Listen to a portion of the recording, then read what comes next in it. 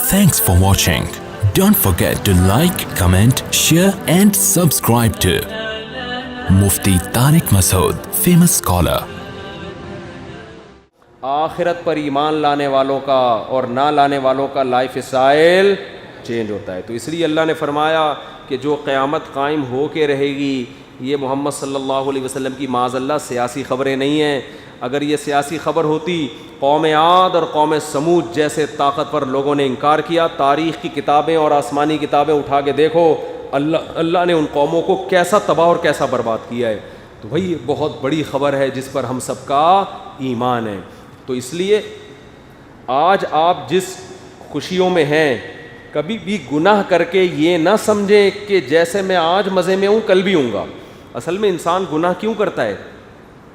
لوگ فحش فلمیں دیکھ رہے ہیں, لوگ بدنظری کر رہے ہیں, زنا کر رہے ہیں, کہہ رہے ہیں کچھ بھی نہیں ہو رہا ہمیں.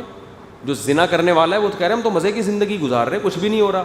او بھائی یہ کچھ اس لیے ہی تو نہیں ہو رہا کہ آخرت کے لیے رکھا ہے اللہ نے. اگر آخرت نہ ہوتی تو اللہ بھی کر دیتا. انسان اپنی موجودہ حالت کو دیکھ کر دھوکے میں آتا ہے. قرآن کہتا ہے لا یأمن مکر اللہ الا القوم الخاسرون.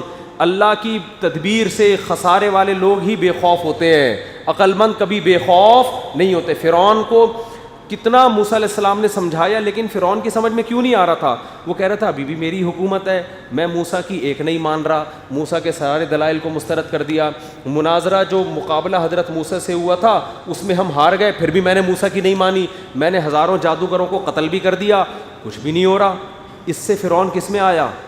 دھوکے میں.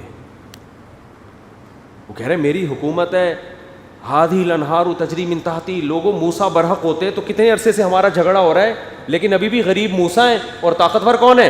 میں ہوں. میں تو میرے تو مزے اسی طرح ہے, ہزاروں لوگوں کو میں نے قتل کر دیا, کچھ بھی نہیں ہو رہا. یہ بہت بڑا دھوکہ ہے. جب آپ اللہ نہ کرے کوئی فحش فلمیں دیکھ رہا ہے نا اور کہہ رہا ہے کچھ بھی نہیں ہو رہا, یہ کچھ اسی لیے نہیں ہو رہا, مستقبل میں ہوگا.